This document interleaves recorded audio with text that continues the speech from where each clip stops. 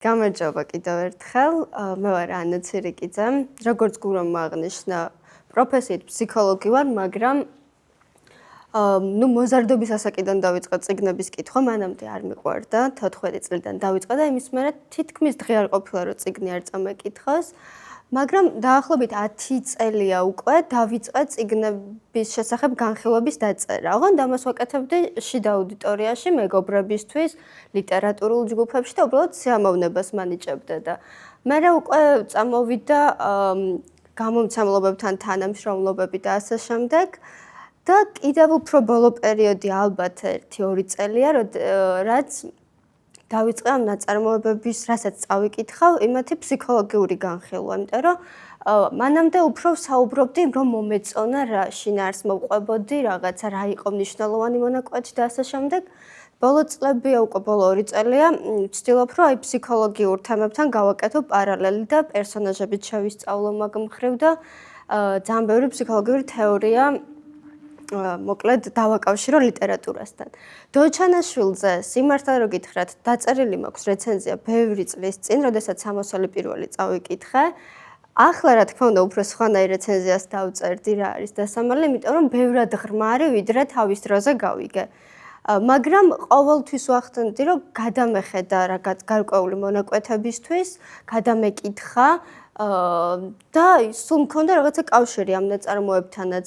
მათ შორის კიდევ სამოსალი პირველის გარდა დღეს მინდა რომ შევეხო ორ მოთხრობას, ერთი არის კაცი, რომელსაც ლიტერატურა უყვარდა და მგონი გქონდათ ამაზე ცხოვრება და კარგია, იმიტომ რომ მე ხა სხვა კუთხით და განახევთ და კიდევ ერთი მოთხრობა მომწონს, ღვთის გადაღმა ქვია, რომელიც ჩატში დავწერე რომ წაგეკითხათ და ძალიან მიხარია. არა უშავს, დაახლოებით მიხვდებით რაზე არის საუბარი. და ბევრი ჭრილში შემეძლო დოჩანაშვილის ნაწარმოებების განხილვა, მაგრამ ავარჩია ერთი თემა მორალური ფსიქოლოგია.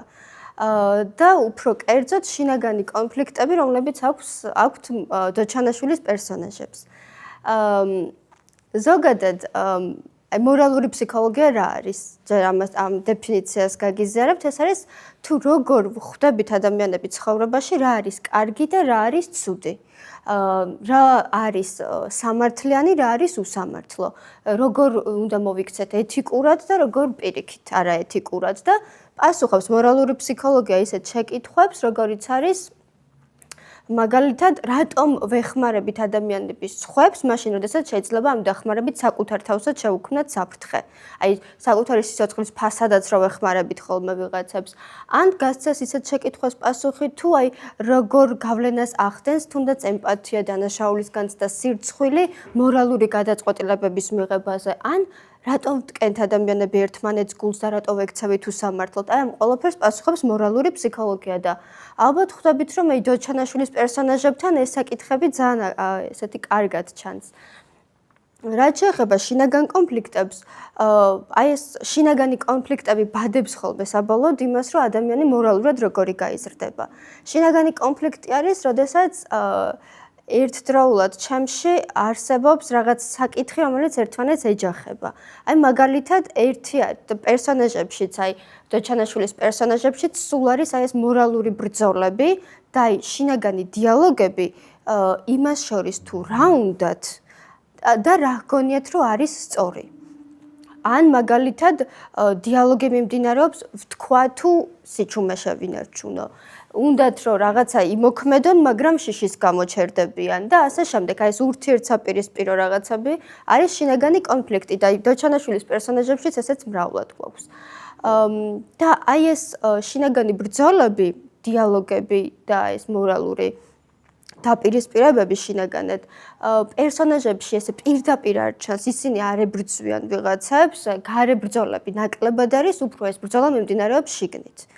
და ჩანს ხოლმე ისეთ დეტალებში, როგორიც არის თუ რაღაცა გადაწყვეტილებებს რო იღებენ, ან რა საფასურს იხდიან ხოლმე, მაგალითად თავიანთი არჩევანი რო გააკეთეს იმისთვის და ასე შემდეგ. მათ ცხოვრებას განსაზღვრავს რეალურად.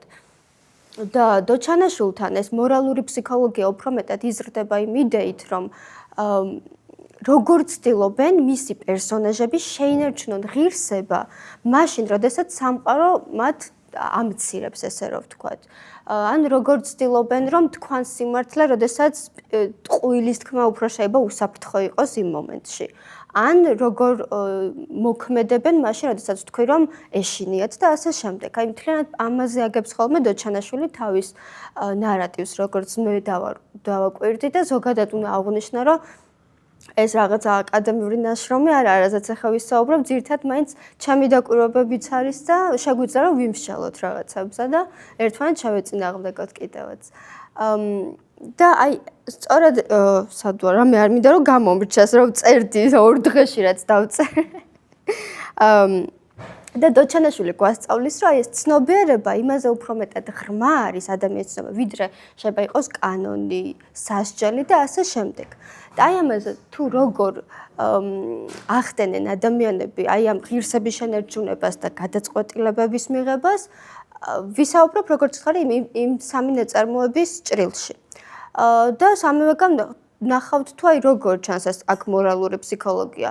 დავიწყებ სამოსალი პირველით, მაინც უფრო შედარებით ვრცელია, მაგრამ უნდა აღვნიშნო, რომ სამოსალი პირველი იმდენად დიდი ნაშრომია საამისოდ, რომ ყველა პარაგრაფშიც კი შეიძლება რომ ჩავიდეთ ძალიან ღრმად და იქაც ვიპოვოთ რაღაც შინაგანი კონფლიქტი და მორალური გადაწყვეტილებები, რომელიც რაღაცა უსასრულოდ შეიძლება გაგრძელდეს, მაგრამ მე ძირითადი თემები ავიღე დომენიკოს და ლტოლვილის საკითხს შევეხები და მაინც აი შევაჯამებ უფრო ამ სამოსალ პირველში რა მორალური ფსიქოლოგია და რა შინაგანი კონფლიქტია, თორე ძალიან კი ვისურვებდი რომ ყველაფერი გაგვერჩია, მაგრამ საკმაოდ ტევადი და დიდი მოცულობის ნაშრომია.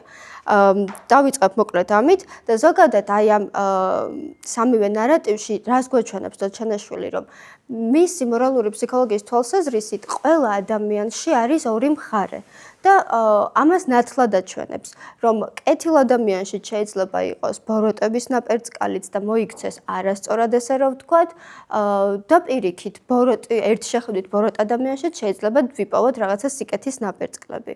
და სწორედ ამას გვეუბნება, რომ არ არსებობს ცალსახად კარგი ან ცუდი. დოჩანაშვილი ამას გვასწავლის მოკლედ აი ამ კონტექსტში.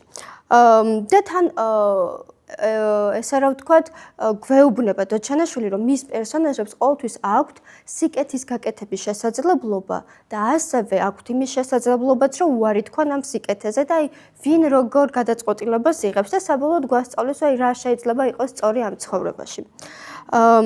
დავიწყებ მაშინ სამოსალი პირველის განხილვით და უფრო მეტადაც მიხვდებით ალბათ რაზე მაქვს საუბარი. იწყება ეს ნაწარმოები ლტოლვილი მოვიდათი, ხო? ეს არის პირველივე თავი. და აი სწორედ ეს ლტოლვილის მოსვლა არის ესე რომ ვთქვათ, მთელი აი ამ მორალურ ფსიქოლოგიური თემის პროლოგი. აი ამაზე დგას მერე მთელი ნაწარმოები. ლტოლვილი არის ადამიანი, რომელიც გამოიქცა, ხო, რაღაცა აი კანუდოსის თემებიდან გამოიქცა, იმალება ეხლა და თან ეშინია, რომ არ დაიჭირონ და არ დასაჯან. და რეალურად აი ამ დასაწყისშივე იწყება იმის დაბადება, უბრალოდ ლტოლვილის თემით და მისი გამოჩენით იწყება ის თუ როგორ იბადება სინდისი დანაშაულის ფონზე. სინდისზე ვილაპარაკებ ძალიან ბევრს, იმიტომ რომ მორალური ფსიქოლოგიის თემაში სინდის დიდი როლი აქვს და აი ამ დოჩანაშვილის თემებშიც ძალიან აქტიურად არის სინდისი განხილული. სინდისი დანაშაულის ფონზე და რატო აქვს დანაშაულის განცდა? იმიტომ რომ ის თავს დამნაშავედ გრძნობს, რომ მონაწილეობა მიიღო იმ სისხლის ღვრაში, რომელიც კანუდოსის თემებში მოხდა. არ აქვს არსებითი მნიშვნელობა მოტივი რა იყო, მაგრამ თავს იგი დამნაშავედ გრძნობს და იგი გაურბის და იმალება, ხო? მაგრამ აქ რა არის მნიშვნელოვანი? ის იმაზე მეტად ვიდრე გაურბოდეს ვიღაცებს და იმალებოდეს სხვებს, რომ არ დაიჭირონ, რეალურად უფრო მეტად გაურბის საკუთარ თავს და აი ამ სინდისს.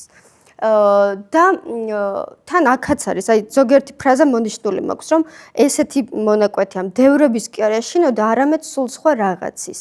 მაინც რა საოცრად როგორ თენდებოდა. ზუსტად ესე წერია და აქ ჩვენ ვხედავთ, რომ სინამდვილეში დოჩანაშვილი გვანიშნებს, რომ ადამიანი შეიძლება ესე პირდაპირ მტერს ან არსებას არ გაურბოდეს და ბევრად დიდი რაღაცის ეშინოდეს. და ამ შემთხვევაში ეს არის სინდისის გრძნობა და დანაშაულის განცდა, რომელიც მას აქვს. და რომელსაც ჯერ არ ყოფნის იმის გამბედაობა, რომ აი თვალებში ჩახედოს და აღიაროს. და აი აქ ჩემი გადმოსახედიდან, აი აქ რო წერია რომ მაინც რა საოცრად როგორ თენდებოდა, დასაწყისშივია ესეც. ფიქრობ რომ აქ გათენებაც საკმაოდ სიმბოლური შეიძლება იყოს, იმიტომ რომ გათენება მაინც ნიშნავს სინათლის შემოსვლას, განათებას, შუქის შემოტანას, ხო და რადგან ტოლვილი რაღაცას გაურბის და საკუთარ თავს, ეს განათება შეიძლება ნიშნავდეს საკუთარი თავის ნამდვილი ვერსიის დანახვას, თავის აი ამ შინაგანი ჩრდილები რაც არის, შინაგანი ბნელი მხარე რაც არის და ის ემოციები, რომლებსაც ადამიანები არ ვაღიარებთ ხოლმე. და ამიტომ აი სიბნელის ნაკლებად ეშინია, უფრო გათენების ეშინია სწორედ მაგ ჭრილში.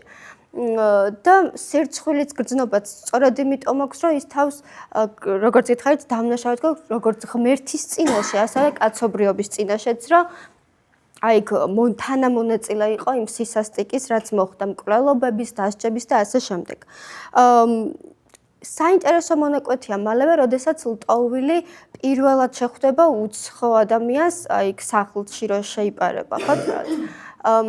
მან უცნობს რომ გადაეყრება, თავიდან აქვს მომენტი, რომ გონია რომ აქაც უნდა იპოვოს ვიღაცა განმსჯელი ადამიანი, რომელიც მას ან დასჯის ეშინია, ან რაღაცა გაკიცხავს და ასე შემდეგ, ხო? მსაჯულივით ყავს ეს ნებისმიერი უცხო ადამიანი, მაგრამ ეს უცნობი ეუბნება ესაც იტყვებს, რომ ნურაფრის გეშინია. და ამ დროს მახსოვს ესე ეწერა, რომ ლტოლვილი დაბლად დაემხობა, მუშტებს ესე შეკრავს და იატაკზე აი არის დამხობილი და სიმწრით ტირილის. აი ძალიან ძლიერი ემოციები ჩანს. და რეალურად აქ რა არის? პირველი აი მორალური კონფლიქტი და შინაგანი კონფლიქტი ვლინდება რა?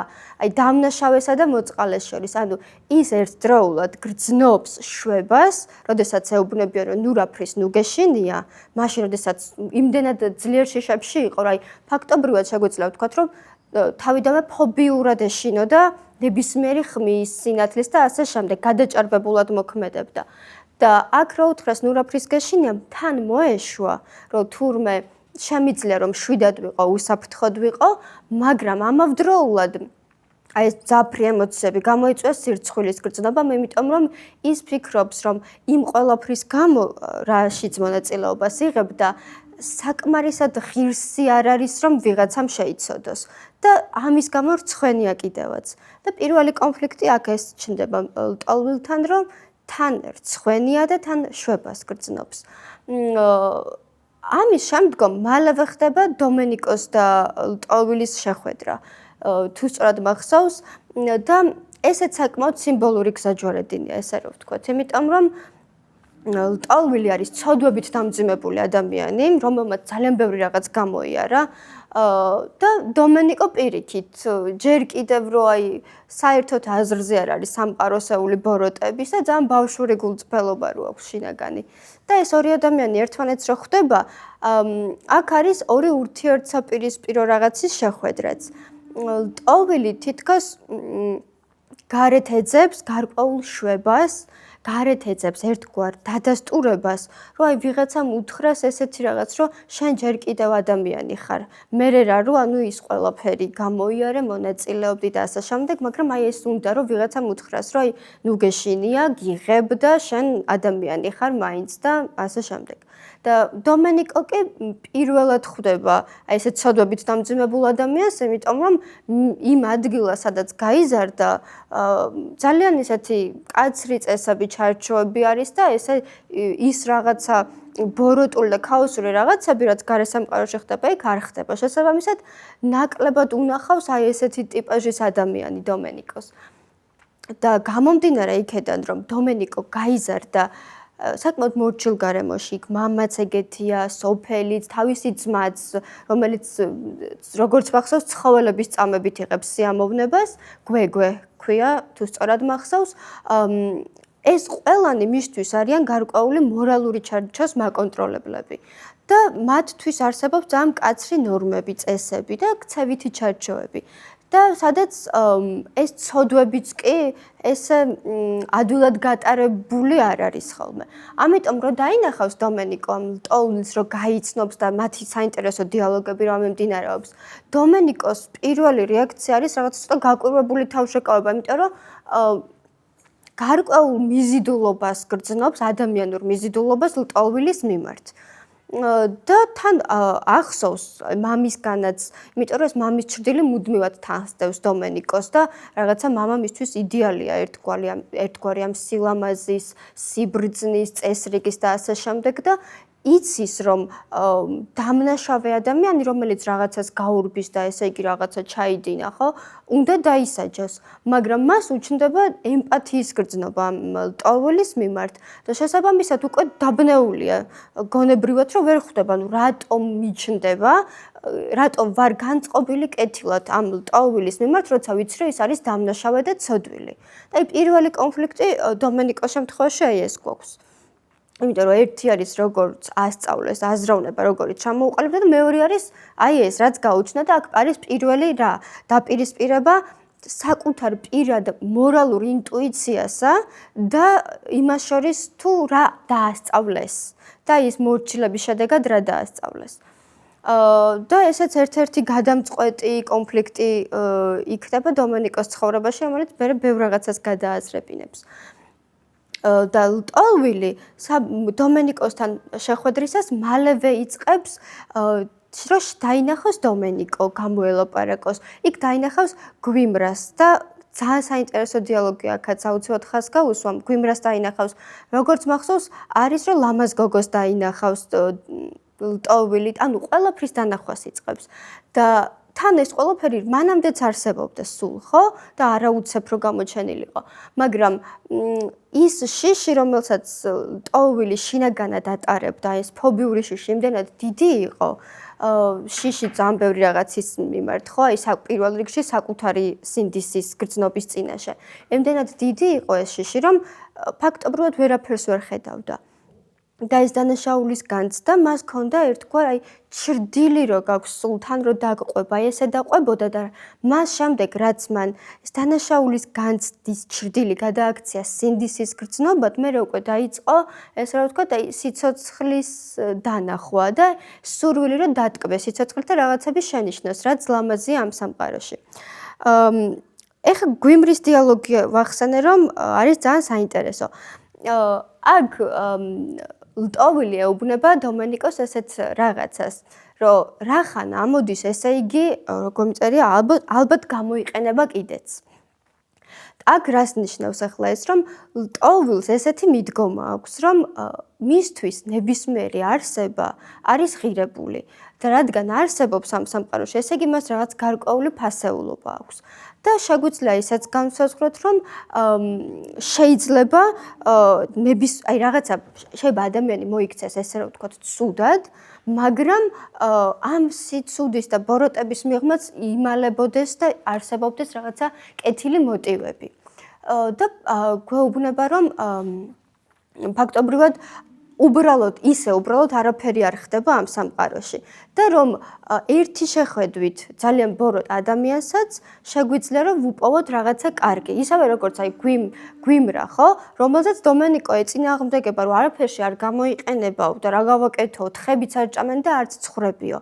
მაგრამ ლტოლვის ჯერა რომ რადგან არსებობს, ესე იგი გამოიყენება, ესე იგი აქვს რაღაც ფასი, თუნდაც მცირედი, ისევე როგორც ნებისმიერ ადამიანს და დომენიკოსთვის ეს არის წარმოუდგენელი, რომ აი როგორ თუთხაც არ ჭამს, ანუ ესე იგი არანაირი ღირებულება არ გააჩნია. აქ უფრო მეტად ჩემი აზრით ხაზი იმაზე გასმული, რომ დომენიკო აი ძალიან არის დასწავლილი აზროვნება აქვს, რომ აი რო ასწავლეს მაგალითად ალბათ მამამ, სოფელმა, აი იმ სისტემამ რომ ასწავლა რომ გვიმრა ცუდია რა, არავინ არ ეკარება ამას, უკვე სჯერა რომ ხო, ანუ ცუდია, უარგისი მცენარე არის და უჭირს რომ სხვანაირად შეხედოს რაღაცებს.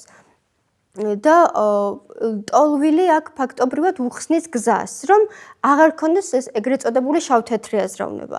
შავ-თეთრი აზროვნება ფსიქოლოგიაში მაგას ნიშნავს, რომ ან ვიღაცისთვის რომ არსებობს მხოლოდ კარგი და ცუდი. და რომ არ არსებობს რაღაცა ნაცრისფერი აზროვნება არის, როდესაც შეგვიძლია ნებისმიერ რაღაცაში დავინახოთ ორივე მხარე.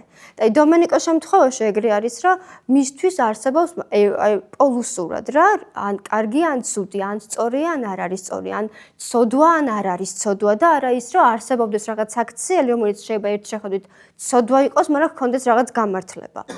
და აი აქაც იწყება დომენიკოს აზროვნებაში ეგრეთ წოდებული რაღაცა გადატრიალება ერთგვარი, იმიტომ რომ ის იწყებს იმას, რომ ჩამოაყალიბოს ესეთ რა ვთქვათ, პირადი მორალური აზროვნება და აღარ იხელმძღვანელოს გარკვეული მორჩილებით ან შიშით და უბრალოდ მიხვდეს და გაიაზროს, რომ კი, სამყარო არ არის ესე ხისტად დაყოფილი, როგორც კარგი და ცუდი და თეთრი და შავი, რომ ბევრად მრავალი გრადაცია აქვს, ასე რა ვთქვათ, ფერების მიხედვითაც სამყაროს. და კიდევ ძალიან საინტერესოა ეს მომენტიც, როდესაც ლტავილი ამბობს ასეთ რაღაცას, რომ გველი შხამით რომ მკურნალობენ, ესეთ ფრაზას ამბობს და ეს ნიშნავს ლტავილის შემთხვევაში იმას, რომ თუნდაც ადამიანის შემთხვევაში რომ გავაკეთოთ პარალელი, ადამიანის ჩადენილი ბოროტებაც, ან დანაშაულის განცდაც, ან რაღაცა ნეგატიური ემოციებიც შეგვიძლია გადავაქციოთ სიკეთეთ. ან მაგალითად ადამიანმა ჩაიდინა რაღაცა ცოდვა, ბოროტება და რომ აქვს ადამიანს იმის შესაძლებლობა ცხოვრებაში, რომ გამოისყიდოს ეს. და საკუთარივე ცუდი საქციელი გადააქციოს სიკეთეთ საბოლოოდ. ამას რა თქმა უნდა, ბევრი დიდი ძალისხმევა და შრომა სჭირდება და მონდომებაც, მაგრამ ლტოლვილისთვის ეს შესაძლებელია, რომ ანუ როგორც შეიძლება შხამით მკურნალობა, ისევე შეიძლება რომ ის უარყოფითი ემოციები, რომლებიც ადამიანს აქვს, გადავაქციოთ დადებით ემოციებად და დომენიკოს ესეც უკვე, რომ როგორ შეიძლება სად შხამი და სად შხამით მკურნალობა. მაგრამ აი რო აგრძელებს ლტოლვილთან კომუნიკაციას, აქ უკვე ერთგვარი კოგნიტური დისონანსი შემოდის დომენიკოს აზროვნებაში და კოგნიტური დისონანსი არის, როდესაც ჩვენში აზროვნებაში ერთდროულად შეიძლება არსებობდეს ორი ან მეტი ურთიერთგამომრიცხავი ან ქცევა, ან ფიქრი და ასე შემდეგ, რომლებიც ერთმანეთს ეჯახებიან რეალურად. ვერ ახერხებენ თანაარსებობას და ყოველთვის, როდესაც ერთი გამორიცხავს მეორეს, როგორც პლუსი და მინუსი და დომენიკოს შემთხვევაში აქ გვაქვს კოგნიტური დისონანსი, იმიტომ რომ მას მამა ასწავლის, რომ ცოდვა უნდა დანაშაული უნდა დაისაჯოს. მაგრამ ლტავილი ასწავლის, რომ ცოდვის გამოსყიდვაც შეიძლება და დანაშაულის გამოსწორებაც და აი სწორედ ეს კოგნიტური დისონანსი, ეს რაღაცა შინაგანი კონფლიქტები, რომლებიც უჩნდება, იწვევს საბოლოოდ იმას, რომ მერე დომენიკა, როგორც წეღან მოახსენა, იწყებს უკვე საკუთარი მორალური აზროვნების ჩამოყალიბებას და უკვე დიდად აღარ აინტერესებს რა ასწავლა თავის დროზე იმ სისტემამ, რომელშიც გაიზარდა. და ხვდება, რომ რაღაცა ცხოვრება მხოლოდ ის რაღაც ვიწრო ჩარჩო და ვიწრო წესები არ იყო, რომელშიც იზრდებოდა. და ეხლა ცოტა რომ გავაგრძელო კიდევ ლტოლვილზე. ლტოლვილი, ესე რომ ვთქვათ, საკმაოდ მტკივნეულად აღიქვამს იმას, რომ მან დაკარგა კავშირი ღმერთთანაც, საკუთარ თავთანაც, ადამიანურობასთანაც, ყველაფერი იმის შემდეგ, რაც მან გადაიტანა იმ კანონო სისტემებსა და აჯანყების თემების დროს. და ანუ გრძნობს, რომ ამ ადამიანურობას ჩამოშორდა, მაგრამ თან მისი ერთ-ერთი მთავარი ღირებულება სწორედ ეს ადამიანურობაა და ამისკენ მიილტვის, ღმერთისკენ მიილტვის, მაგრამ რაღაცა არ გამოსდის. და მთლიანი ეს ნაწარმოები არის ლტოლვილის ხაზით, რო ვისაუბროთ, ეს არის საკუთარ სინდისთან შერიგება. სურს, როგორც თქვი, ღმერთთან კავშირის აღდგენა, მაგრამ შეგრძნება აქვს, რომ მის ღმერთს უკვე მისი აღარ ესმის და თითქოს რომ ჩამოშორდა ღმერთი და ზოგადად დოჩანაშვილთან ისე იგრძნობა, რომ თითქოს ღმერთის ხმა ჩუმია. მაგრამ აი ეს ღმერთისგან სიჩუმე გარკვეულ მორალურ ტანჯვასაც იწვევს ჩვენს პერსონაჟებში, მაგრამ საბოლოოდ მერე ამას მიყავს ხოლმე ძალიან დიდ რწმენამდე და ძალიან დიდ გაცნობიერებამდე ხოლმე ეს ჩვენი პერსონაჟები. და აი აქ მიწერია ესეთ საინტერესო ფრაზა, რომ ლტოლვილი ეჯახება ყველაზე რთულ მორალურ შეკითხვას და ეს შეკითხვა არის ესეთი, შეიძლება თუ არა წიგნში წერია თუ სწორად მახსოვს, ადამიანი იყოს უდანაშაულო, როდესაც სამყაროში არსებობს ბოროტება. და ამიტომ ეს მკითხვა მუდმივად თანსდევს, მუდმივად თან აწუხებს, ხვდება ძალიან ბევრ სისასტიკეს, სიკვდილს, ტანჯვას და მთავარი მისი შინაგანი კონფლიქტი კიდევ გამოწვეულია იმით, რომ მონაწილეობას რო იღებდა ამ ყველაფერში, თვითონ ამბობს, რომ მე კაცი არ მომიკლავს, მაგრამ არც არაფერი გამიკეთებია ამის შესაჩერებლად და მისი მთავარი დანაშაული და ეს სინდისის გრძნობა და ყველაფერი გამოწვეული არის იმით, რომ მან ესე რა ვთქვათ, არაფერი არ მოიმოქმედა. უმოქმედობა არის მისი მთავარი დანაშაული და აი ეს უმოქმედობა ტანჯავს მას და დაყვება მუდმივად აი ამ ჩრდილის სახით. მაგრამ და სურს მაგიტომ ეძებს აი სამოსელი პირველის არსებობა რო იცის და აი უნდა სამოსელი პირველი, სწორად ეს არის რომ სამოსელი პირველი სიმბოლურად აღნიშნავს აი სულიერ სიწმინდეს, ხო, იმ პირველ ყოფილ ადამიანის არსებობას, რომელიც იყო ცოდვებამდე, ბოროტებამდე, აი ამ ადამიანურ რაღაცა სიმახინჯეებამდე და აი ამ სამოსალით შემოსვა ფაქტობრივად ლტოვილის შემთხვევაში ნიშნავს, რომ იმ საკუთარი სულიერი განწმენდა უნდა. მაგრამ ეს ჯერ არ გამოუვალ ლტოვილს, იმიტომ რომ შეძლოს ეს, მან უნდა მიიღოს საკუთარი ცოდვები, უნდა მიიღოს თავისი დანაშაულისგანც და თვალებში უნდა ჩახედოს ამას და უნდა გამოისყიდოს ეს. და აი დომენიკოსთან შეხვედრა შეგვიძლია ჩავთვალოთ ისე, რომ ის რაც ლტოვილმა ვერ დაასრულა, ფაქტობრივად დომენიკო აგრძელებს. შეიძლება ჩაითვალოს რაღაცა ერთგვარ ლტოვილის გზის გაგრძელებად დომენიკოს თავგადასავალი, რომელიც საბოლოოდ გაივლის ძალიან ბევრ რაღაცას და ბრუნდება სამოსელთან, რაც ლტოვილმა ვერ შეძლო.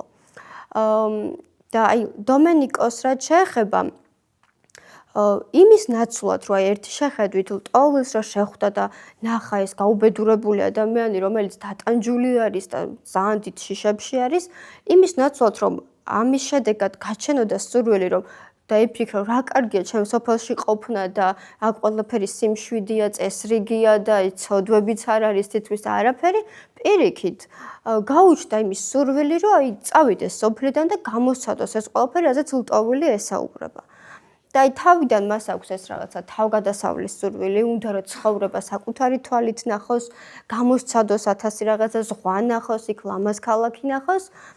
და ერთი არის ეს სურვილი და მეორე არის ის, რომ მამამისი მისთვის და ზოგადად მამას სახელი იმიტომ არ აქვს სამოსელ პირველში, რომ აი ერთ კონკრეტულ ადამიანს არ ნიშნავს, ხო, მამის ფიგურა, როგორც ზოგადად მამის ფიგურა, როგორც სისტემა მთლიანი, სიბრძნე და ასე შემდეგ, წესრიგი და ეს მამამისთვის არის სწორედ ეს ტრადიცია, ბავშვური სიწმინდე, აი ეს სიბრძნე, რაღაცა მკაცრი წესები და ასე შემდეგ.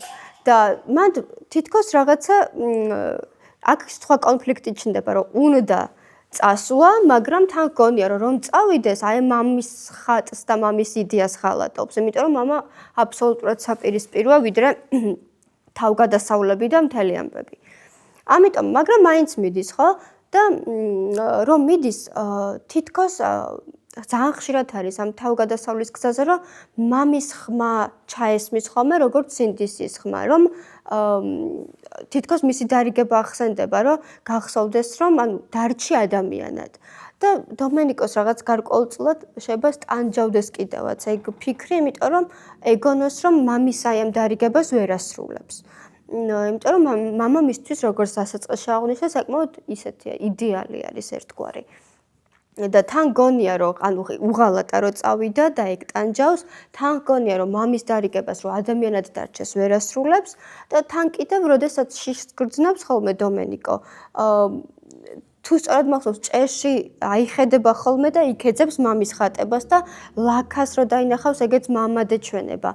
და ეგ იმასაც ნიშნავს, რომ რეალურად კი უნდა დამოუკიდებლობა და თავისუფლება, მაგრამ სინამდვილეში არ არის ბოლომდე გათავისუფლებული მამისგან და მუდმივად აი მამა ყავს როგორც სულიერი საყრდენი და სულიერი ზურგი.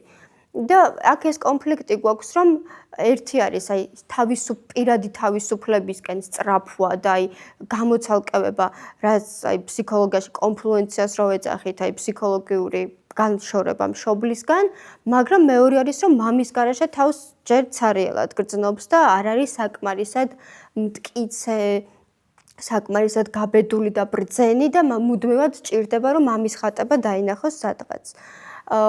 თუმცა საბოლოოდ დომენიკო მაინც თავისი თავგადასავლის ბოლოს იმ ეტაპამდე მიდის და იმ გაცნობიერებამდე იმდენი რაღაც გადახდება თავს, რომ უკვე მამას აღარ ეძებს ხოლმე ესე არც ჭერში და არც ზემოთ და არც არსად, უკვე ეს მამის ხატი და მამის იდეა თითქოს ინტერნალიზებული, ანუ შიგნით წამოიღო და თავად შეიძინა ეს სიბრძნეც, ეს წესრიგიც, აი ეს რაღაცა სტრუქტურიზმით და ასე შემდეგ ყველაფერი ის რწმენაც მათ შორის რაც მამას ჰქონდა და თავის მასში გადმოვიდა უკვე და ამიტომ აღარ საჭიროებდა ესე მამის ძებნას.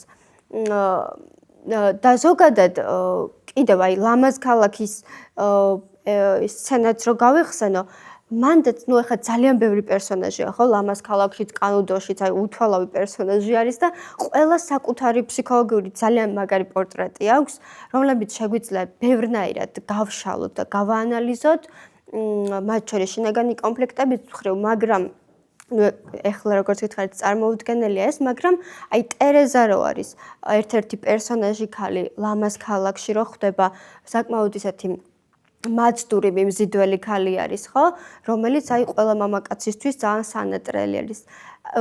დომენიკოშიც იწვევს გარკვეულ ემოციებს ტერეზა და ერთგვარად მისი აი მორალური ბრძოლის სცენა არის ტერეზასთან შეხვედრა, იმიტომ რომ დომენიკოს აქ პირველად უჩნდება ვნების განცდა ამ ქალის წინაშე მიმართ და მაგრამ აი ამ ვნების გაჩენასთან ერთად დომენიკოს უჩნდება დანაშაულის განცდაც.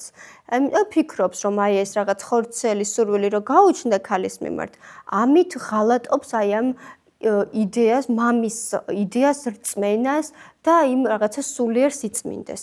ამიტომ არის რომ ის ნაცვლად იმისა, რომ ტერეზასთან პირდაპირ შევიდეს კონტაქტში და მასთან რაიმე სახის კავშირი დაამყაროს, ძერწავს, არ მახსოვს ქვიშისგან, თიხისგან, ძერწავს, როგორც მახსოვს, ქალის ფიგურას და წარმოიდგენს, რომ ეს ტერეზაა და მას ელაპარაკება და მას ეხება. და აქ ის ჩანს, რომ სურვილი ძალიან დიდი აქვს, ანუ აქაც ესეთი კონფლიქტი გვაქვს შინაგანი, რომ ერთია დიდი სურვილი და მეორეა ის, რომ ვერ ბედავს ამ სურვილის განხორციელებას პრაქტიკულად. მაგრამ და ნუ აქ მოდის ესე რომ დავარქვათ, ბუნებრივი მოთხოვნილება და ინსტინქტი აი ამ სულიერი სიწმინდის წინააღმდეგ ესე რომ ვთქვათ, სადაც შეიძლება ვნება იყოს ცოდვა.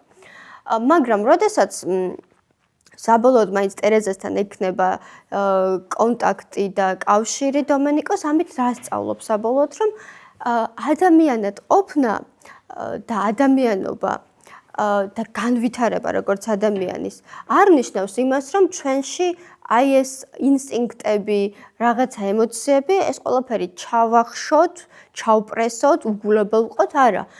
საბოლოოდ სწავლობს იმას, რომ ვნების მიღებაც არის ძალიან ბუნებრივი რაღაცა, ადამიანმა უნდა მიიღოს ვნება, მაგრამ უბრალოდ არ უნდა დაემონოს ვნებას და ვნებამ არ უნდა მართოს ის, თავად უნდა შეძლოს, რომ აი ეს გააკონტროლოს და რომ ეს არის ჩვეულებრივი ადამიანური მომენტი, რომ ადამიანი განიცდიდეს მათ შორის ვნებას, მათ შორის სიყვარულს და ასე შემდეგ. ანუ ტერეზასთან ეს შეხვედრა არის მაგ მხრივ გარდამტეხი, რომ აი აქაც დანაშაულის განცდას და სირცხვილის გრძნობას გადაალახვინებს ეს ქალი. რაც თვითონ ზოგადად ლამაზ ქალაქში მოგზაურობა არის, ესე რომ ვთქვათ, ერთგვარად სულის მოგზაურობაც დომენიკოს შემთხვევაში, იმიტომ რომ თითქოს თავიდან მიდის, იმიტომ რომ ზღვა ნახოს, ლამაზ ქალაქი ნახოს, იქ ადამიანები გაიცნოს, თან თავის სოფელში ყველაფერი, როგორც ითხარით, იყო ძალიან ზუსტი. გამარჯობა. ზუსტი იყო ყველაფერი, რომ არსებობდა კარგი და იცოდა ვინ იყო კარგი, ვინ იყო ცუდი. აი მამა მისიც ასწავლიდა, რომ ეს შეიძლება ამის გაკეთება არ შეიძლება და რომ მოდის ამ ლამაზ ქალაქშიც რო იწყებს უკვე სიარულს, ხვდება რომ ცხოვრება არ არის ეგეთი და ძალიან შერეულია. და ხედავს ადამიანებს, რომლებიც კარგები არიან, მაგრამ ხო რაღაც ადამიანურ ცოდვებს ჩადიან. შეიძლება უსამართლობა მეგონოს, მაგრამ ამ უსამართლობაშიც ყოფილა აი მისი გადმოსახედიდან რაღაც სამართალი და ასე შემდეგ. და ფაქტობრივად ეს ლამაზ ქალაქში მოგზაურობა მაგიტო არის მისი სულის მოგზაურობა, რომ იაზრებს, რომ სამყარო არ არის და ყოფილი ასე კარგად და ცუდად და ნუ გააჩნია როგორ შევხედავთ და სხვისი თვალით რა როგორ ჩანს. მაგრამ თვითონ აი ეს ლამაზ ქალაქი რამდენადაც წარმოადგენს ამ რაღაც იდეალს, ოცნებას, აი სულიერ სიმაღლეს და ასე შემდეგ, იმდენად საპირისპირო არის კანუდოსი, ხო პირიქით. ეს არის ესე რომ ვთქვათ, მეორე პოლარული მხარე, სადაც დოჩანაშვილი გვაჩვენებს, რა შეიძლება დაემართოს იმ სამყაროს, როცა ადამიანი კარგავს კავშირს როგორც ადამიანურობასთან, ასევე საკუთარ თავთან და ასევე ღმერთთანაც. და თან ამავდროულად, როგორ აგრძელებენ ადამიანები ისეთ ცხოვრებას, თითქოს ყველაფერი არის ნორმალურად. და ვერც იაზრებენ, რომ აი ეს სიწმინდესთან და გულწრფელობასთან და ადამიანურ დადებით ემოციებთან და ემპათიასთანაც ძრო დაკარგეს ურთიერთკავშირი. აი ამას საერთოდ ვერ ამჩნევენ და კანუდოსის სცენები სწორედ ამას გვაჩვენებს. დოჩანაშვილი როგორი მახინჯი შეიძლება იყოს სამყარო. და ხო, კამორა, ბოდიში, კანუდოსი რატო ვთქვი სწორია კი. კამორა, ხო, კანუდოსის.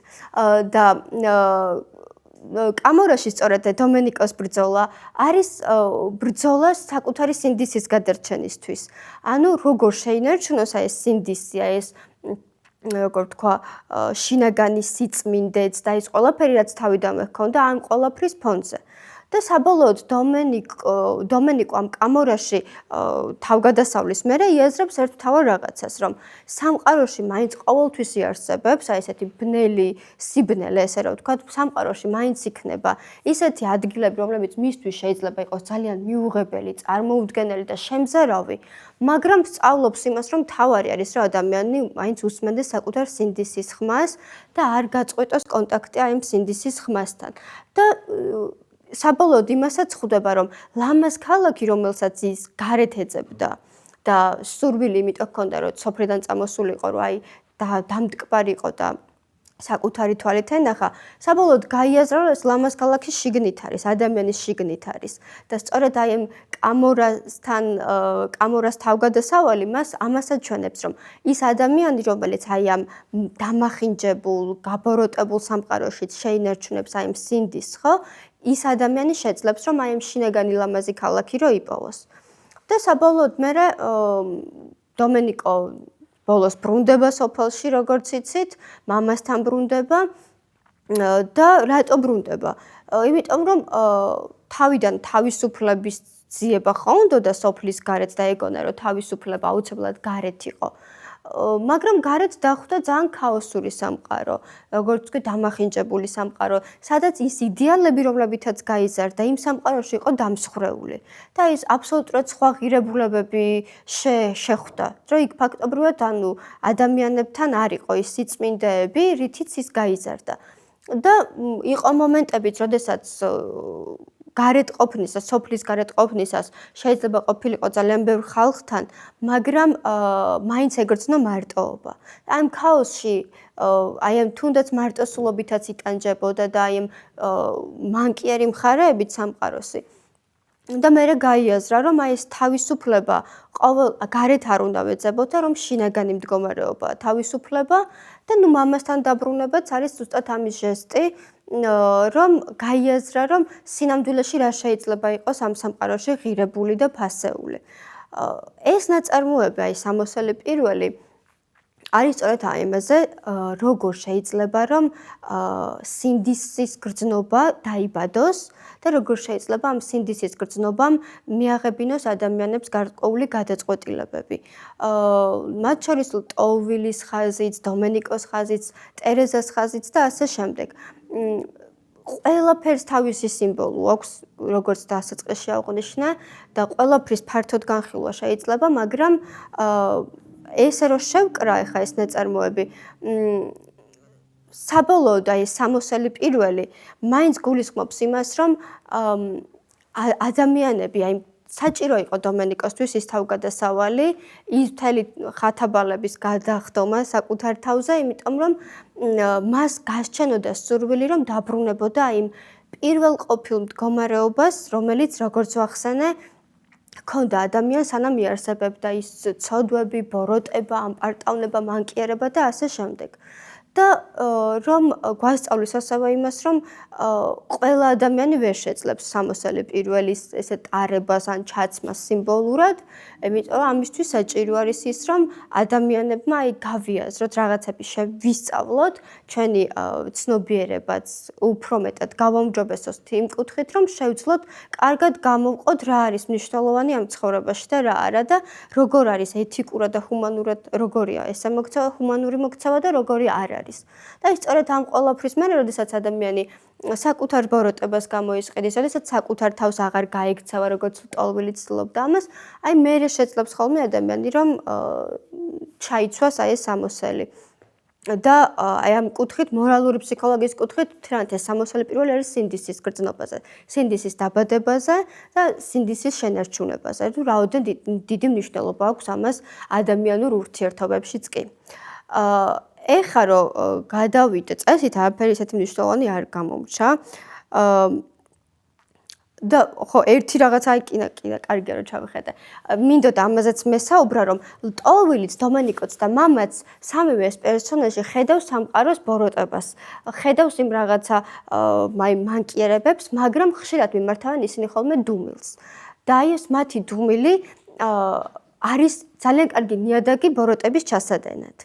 რეალურ ცხოვრებაშიც და ამ ნაწარმოებშიც. და როდესაც მათი დუმილი ხშირად ან იწვევს ბოროტებას, ან უბრალოდ არაჩერებს ამას, ეს მათში იწვევს გარკვეულ ტკივილის განცდას ხოლმე და დოჩანაშვილი გვასწავლის და გვეუბნება ამ ნაწარმოებით იმას, რომ აი სინდისის დაბადება ხდება აი ამ რაღაცა შინაგანი ტკივილის განცდის შედეგად. როდესაც შენ გეტკინება ის, რომ აი შენი არასწორი საქცელის გამო, ან იმის გამო, რომ რაღაცა არ თქვი თავის დროზე, ან რაღაცა არ მოიმოქმედე, შეიძლება ისეთი რაღაც მოხდეს, რამაც მერე აი ძალიან დიდი დანაშაულის განცდა გამოიწვიოს და გვასწავლის იმასაც, რომ ძალიან დიდი მნიშვნელობა და საჭირო არის რომ ტკივილი განვიცადოთ, იმიტომ რომ ეს არის ადამიანურობის ნაწილი. და ამან ამბობს კიდევაც ერთ-ერთი მონაკვეთი არის, რომ მერჩივნად ტკივილი განმეცადა, ვიდრე საერთოდ არაფერი არ მეგრძნო და სწორედ ამას გვეუბნება დოჩანაშვილიც, რომ ადამიანად ყოფნა მოიცავს ტკივილის განცდასაც, არა მხოლოდ საკუთარი, არამედ სხვისი ტკივილის განცდა რო შემიძლია, ის სწორედ ეს არის მთელი მორალური ფსიქოლოგიის არსი, ესე რომ ვთქვათ. სხვაებიც რომ მოვასწრო, ეხლა აღარ ჩავიხედავ აქ. რო ვისაუბრო ახლა იმ მთის გადაღმა და მე ბოლოს ვიტყვი ერთ-ორ სიტყვას კაცი რომელსაც ლიტერატურა ძლიერ უყვარდა. მთის გადაღმა ნაწარმოები ძალიან კარგად გამოხატავს ასევე შინაგან კონფლიქტს. არ ვიცი თქვენ წაგიკითხავთ, მაგრამ სხვაები რო არ ვიცი ვინ წაიკითხა და ვინ არა, მოკლედ ვიტყვი რომ ეს არის ნაწარმოები ბიჭზე, ზურაზე, მამა ყავს, კაპიტო ჰქვია მამას და არის ძალიან ისეთი მკაცრი მამა. აი ავტორიტატული ფიგურა არის ოჯახში, ძალაუფლება აქვს, ტოტალური აი მმართველობა აქვს. კი, ზუსტად ეგეთი არის და ფაქტობრივად აი სადილობის დროსაც ყველანი ძალიან ჩუმად არიან და ფრთხილად იკვებებიან, რომ აი მამას ხელი არ შეეშალოს, მამა არ შეწუხდეს, მამას ჩაეძინა და დედა ბავშვებს დაუყვავებს, რომ აი გაჩუმდით მამა არ გააღვიძოთ და ეს ადამიანი აი აქვს ამ კაცრი წესები, ემოციურად არის ცივი და არ ახასიათებს დიდად არ შექება, მოდი ჩაგეხუტო, რაღაცა ესეთი დადებითი გამოხატულებები არ ახასიათებს, პირიქით.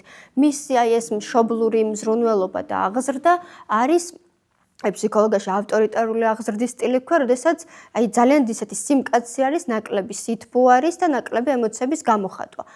და ეს ბიჭი ზურა სწორედ აი ამ ატმოსფეროში იზრდება, სადაც აი ეს დადებითი ემოციები არის ჩაპრესილი. და ძალიან ისეთი მორჩილი არის მამის. ბუნებრივია, იმიტომ რომ რაღაცა ცოტა შიში აქვს მამის. და მაგრამ მნიშვნელოვანია ის, რომ მისი ეს შიში მომდინარეობს არა იქიდან, რომ იგი მამას პატივსცემს და მისთვის ეს მამაკაცის იდეალია. არა, უბრალოდ ეს არის გადარჩენის ინსტინქტი მისთვის, იცის, რომ სხვა გამოსავალი არ აქვს გარდა მორჩილებისა. და მათ შორის არა მხოლოდ შვილები, არამედ ის კაპიტოს ცოლიც კი აი ძალიან ისეთი მორჩილი ქალი არის, თავდახრილი ქალი არის. ხო, მხოლოდ ეს ზურას და აი ამას აქვს, ზურა მთავარი პერსონაჟი არის, ეტყობა მაგითო აქვს. ხო. ხო, ალბათ, საინტერესოა, კი, მაგ წელში შეიძლება. გოგოს ხო აქვს ახლა ბალაია? კი, გოგოს აქვს და ცოლს არ აქვს, ხო. დედას არ აქვს, ხო. და გარდამტეხი მომენტი, მოკლედ, მანდ არის ესეთი დაწყვეტი, როცა მამა კლავს ქორს. იმიტომ რომ მისთვის ეს ქორი მამასთვის არის რაღაცა ერთგვარი მავნებელი ფრინველი, რომელმაც შეიძლება რაღაცა ზიანი მიაყენოს ოჯახს, ხო?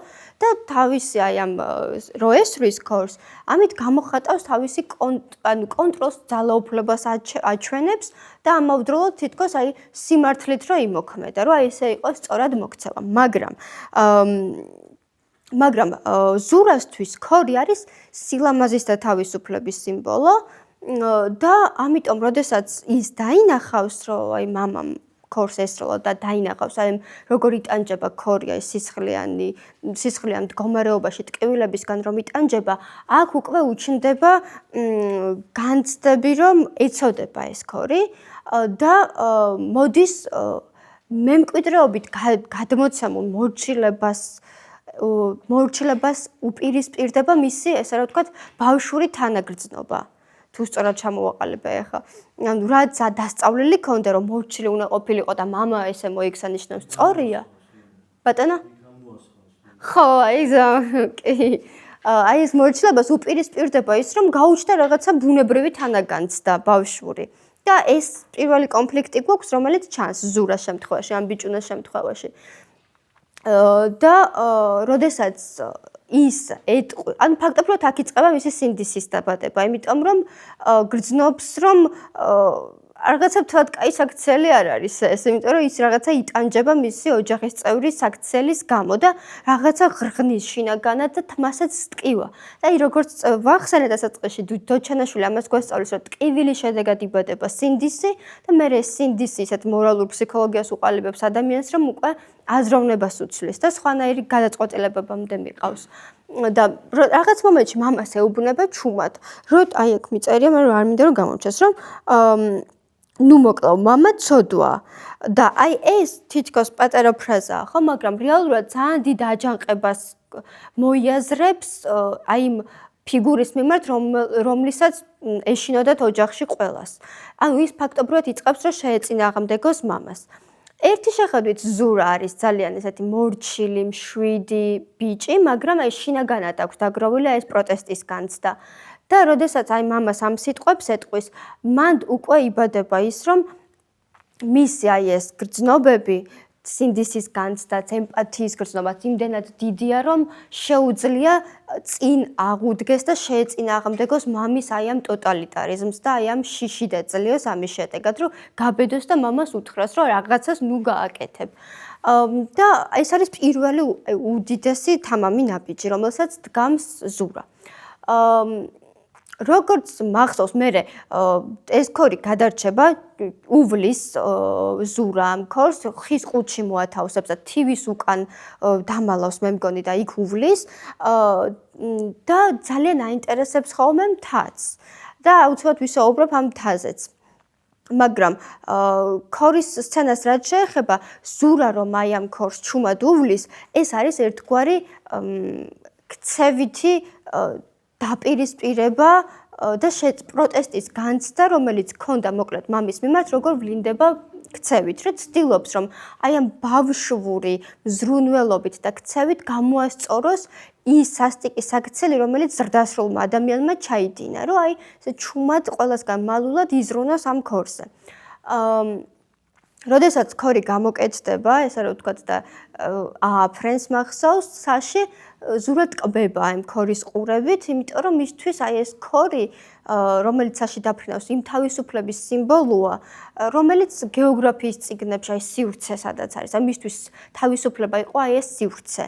გეოგრაფიული რაღაცა აღწერები, სხვადასხვა ადგილმდებარეობების და მათ შორის იყო, რომ აი ეს მთაც, რომელსაც ყოველდღიურად ხედავდა ინდაურების წამოსაყვანად, რომ მიდიოდა, ხო, აი ჭალაში, კი. იქ მთას ყოველთვის ხედავდა ხოლმე და ყოველთვის აინტერესებდა რა იყო ამ მთის იქით. და ყოველთვის ეს გეოგრაფიის წიგნიც ახსენდებოდა და მე ბოლო მომენტებში უკვე ის იწყებს მთაზე აცოცებას და მახსოვს რომ აი თან ეკაწრება სხეული დაეფლითება ტანსაც ხო კი აი ზუსტად ეკლიანი ბუჩქიც სიმბოლურად გამოხატავს იმას რომ აი მთა ზოგადად აი ქართულ ლიტერატურაში არის სიმბოლო რომ აი გმირმა რაღაც ბარიერი უნდა გადალახოს ხოლმე რომ ხო აი რომ რაღაცა თავის დიდ მიზანს მიაღწიეს კი და აქ დოჩანაშვილთან კი თასაც აქვს თავისი განსაკუთრებული სიმბოლური დატვირთვა, იმიტომ რომ ეს შინაგანი ბარიერია და მთაზე რომ მიცოცავს და აინტერესებს, ეს ერთი არის ბავშვური ცნობის მოყვარეობა, ანუ ძალიან ისეთი გაბედული გამოკვლევა იმისა, რაც არის ის, როგორც ვენ ამბობს, რაღაცა უცნობის, საკმაოდ დიდი სიმამაცის გამოხატულება, შიშის დაძლევაც არის მთა ფსიქოლოგიაშიც რაღაც გარკვეულ ტექნიკებს რო ვაკეთებთ ხოლმე, მთის გადალახვა იმ შინაგანი შიშების და რაღაც აი შემზღუდველი რაღაცების გადალახვა არის და პლუს ანუ ცდილობს რომ გამოიკულიოს სამყარო საკუთარი თვალით და არა იმით რას ასწავლიან ოჯახში და რას ასწავლის მამა თვითონ უნდა რომ ეს გააკეთოს და სწორედ ამის სიმბოლოა მთა და ის ეკლიანი ბუჩქი და ის რომ ტანს იკაწრება და ტანსაცმელი აფლეთება სწორედ იმას აღნიშნავს რომ ეს პროცესი არ არის მარტივი არც სიმბოლურად, არც ფიზიკურად და არც ისე გინდ ბავშვის შემთხვევაში, გინდ ზრდასრულის შემთხვევაში რომ აი თუ არ გვეტკინა ისე ჩვენ ვერ შევძლებთ ამ რაღაცების გადალახვას. მაგრამ მთაზე რო არის თუ სწორად მახსოვს, მე გადაიხედება, თუ არ გადაიხედება. მანამდე არის ერთი. მაგრამ მე ბრუნდება უკან, ხო? ერთი ამბავია, როგორ არ გადის სეზონი. კი. მეგობართან თამაშის დროს როგორ დაიხევს ახალობს თუ რაღაცას და ის გამოც მამა დასჯის, კი. ასე რო არის, ისე იხევა, კი ბატონო. ზუსტად იცის რა ერის, მაგრამ მაინც აკეთებს. ასეთი დახეული დასაწყისი. თან აი კი ბრუნდება სახლში, თან იცის რომ ამის გამო მამა გაკიცხავს, მაგრამ ანუ უკვე იმდენად დიდი არის აი ეს რომ შიში გადალახოს, ის რომ აი გამოიკულიოს სამყარო, ხო? რომ ანუ აი ეს ბევრად დიდია ვიდრე მამის მიმართ შიში. და მე მალევე არის როგორც მახსოვს რომ მამა მეორედაც ესვრის ქორს და ძალიან გამწარდება ამაზე ნერვულობს ინდაურებს რეალურად ხო ჭუკები რო არ მოიპარო ხო ანუ ოჯახს იცავს თავისი გადმოსახედით მამა ხო ინდაურების ოჯახს. ნუ თან გამოდის რომ მაინც საკუთარ ოჯახს ეძრუნავს. ხო ამით რომ ეს ინდაურების რაღაცები და მათი არის და ძალიან მაგრამ ზურა ამაზე ძალიან მწარდება, იმიტომ რომ ეკითხება კიდევაც დედამის. მე მგონი რომ დედა რატომ მოკლა მამამ ქორი და გულამოსკვნელი ტირის დედის კალთაში და ამით მამამ აჩვენა მეორედ როდესაც ესვრის ქორს რომ საკუთარი კონტროლის დაბრუნების მცდელობა იყო და აჩვენა ეს თავისი ძალაუფლებაც.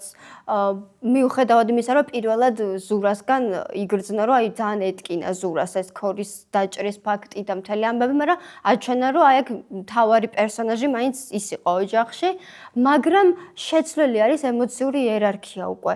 იმ მხრივ, რომ ზურა მაინც ახერხებს და თუნდაც ჩუმა და თუნდაც ცოტა დაბლიდან, მაგრამ მაინც შეხედოს ხოლმე მამას თვალებში.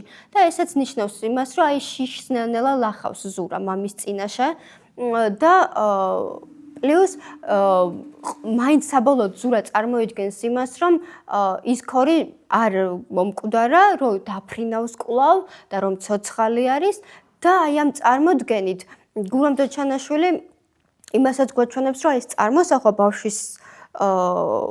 ბავშვობის ასაკში რამდენად დიდ როლს თამაშობს, რომ მორალურად დაიცვას ადამიანი გარკვეული ტრაუმის წინაშე.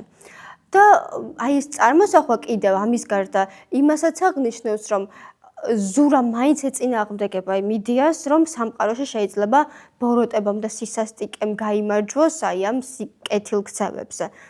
და ამიტომ აი მთის გადალახვა, რომელიც ფიზიკურიც იყო მის შემთხვევაში გარკვეულწილად უფრო მეტად იყო სიმბოლური და ის შინაგანი კონფლიქტი რომ ერთი იყო რომ აი ეს შიში რომელიც აწუხებდა მამის მიმართ დაემარცხებინა ის რომ გაბედული ყოფილიყო ის რომ რაღაცები შეესწავლა ის რომ ემპათიური ყოფილიყო ვიღაცების და რაღაცების მიმართ. ეს ყველაფერი ჰქონდა, მაგრამ აი ამ ავტორიტარული აღზრდის სტილის გამო ჩახშობილი ჰქონდა ეს ყველაფერი, საკუთარ თავში კლავდა და არ გამოხატავდა, მაგრამ როგორც კი აი დაიწყო აი ამ თაზე აცოცება და მწვევალს მიაღწია, ამით ფაქტობრივად შეძლო რომ მე უკვე დაბრუნებულიყო აბსოლუტურად სხვანაირი და ეს იერარქიულად გადაენაწილებინა სხვანაირად, რომ აი თვალებში ჩაეხედა და თავისი აზრი დაეფიქსირებინა. ნუ ეხლა დიდად აღარ გრძელდება ეს მოთხრობა, ხო, მაგრამ ჩვენ მაინც თავის სათქმელს და აზრს და იდეას გვიტოვებს დოჩანაშვილი, რომ აი ამ ბიჭმა შეძლო ის, რომ საკუთარი აი ამ გულწრფელი ემოციების ფონზე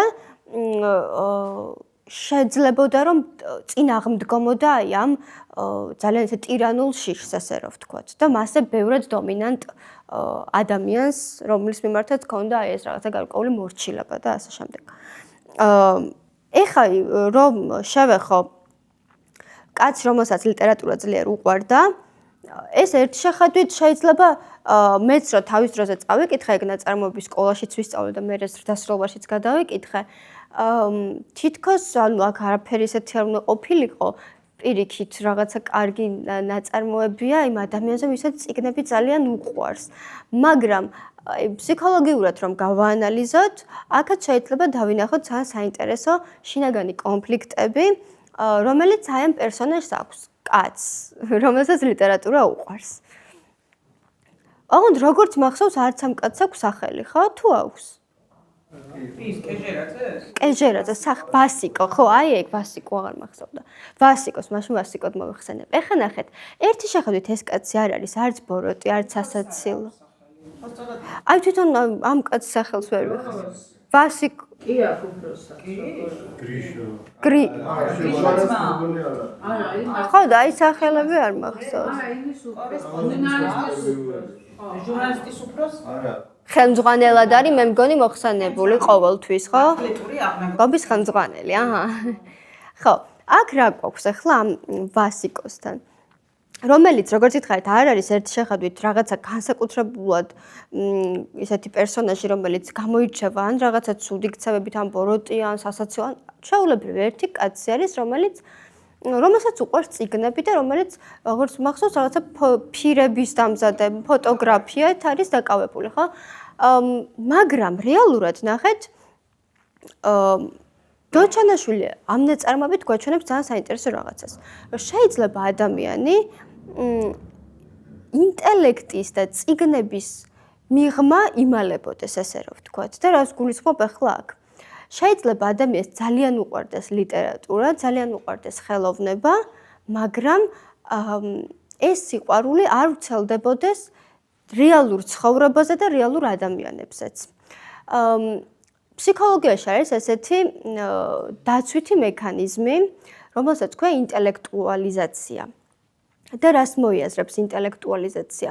ეს არის მდგომარეობა, როდესაც ადამიანი ცდილობს, რომ გაექცეს ან საკუთარ ტრაუმებს, ან რაღაც სამომავლო დაბრკოლებებს ცხოვრებისეულს, ტკივილს, სტრესს და ასე შემდეგ ფიქრების, კითხვის და იმ მსგავსი ინტელექტუალური საშუალებების მეშვეობით. ამ შემთხვევაში, ამ ნაწარმოებში ეს ადამიანი ძალიან არის ესე რა ვთქვათ შეპყრობილი ლიტერატურით, ხო? ისიც, როდესაც ეს კორესპონდენტი მოდის, მასშიც კი კონკრეტულ პერსონაჟს ხედავს რომელიღაცა ერთ-ერთი წიგნიდან. ზეპირად ნამდვილად არ მახსოვს ვის ამგვანებს. შანსი არ მქონდა მაგის. ხო, რაღაც აურელიოს. ხო, ლიოსას წიგნიდან, ხო? იგივე საკეთებს მე როგორც მახსოვს ხელმძღვანელიც რო შედის. აბსოლუტურად ყველა ადამიანს უყურებს როგორც წიგნის პერსონაჟებს. პარალელს ავლებს მათთან. და ანუ ეს გამოდის ესე შეგვიძლია შევხედოთ რომ რეალურად შეიძლება ეს ადამიანი ვასიკო ცდილობს რომ აი ამ ლიტერატურის კითხვით და ზედმეტად ლიტერატურაში ჩაფლობით მალავდეს ერთგვარად საკუთარ მორალურ სისიშვლეს და ემოციურ სისიშვლეს. ანუ ის ნახეთ ესეთი დოჩანაშვილი ცალკეც ერთხელ მახსოვს რომ სადღაც წავიკითხე რომ შეიძლება ადამიანი შეიძლება ადამიანმა იცოდეს რას ნიშნავს სიკარგე, მაგრამ არ ნიშნავს ეს, რომ ეს ადამიანი არის კარგი. ან ის, რომ შეიძლება ადამიანმა წაიკითხოს 1000 წიგნი, მაგრამ რეალურად და ამ წიგნში ძალიან მაღალფარდოვნად საუბრობდეს სიყვარულზე, ძალიან მოსწონდეს გარკვეული ციტატები, თანაუგრძნობდეს გარკვეულ პერსონაჟებს, იქ ანა კარენინაზეც ძალიან გული შესტკივა და ასე შემდეგ, მაგრამ შეიძლება რომ რეალურ ცხოვრებაში ინტელექტუალიზაცია, როდესაც გვაქვს დაცვით მექანიზმად, ადამიანმა ძალიან გულგრილად ჩაუაროს ქუჩაში მოწყალების მთხოვნელ ადამიანს. იმიტომ რომ მას არ შეუძლია უბრალოდ რომ ის რაღაცა ემოციები განიცადოს რეალურ ცხოვრებაში.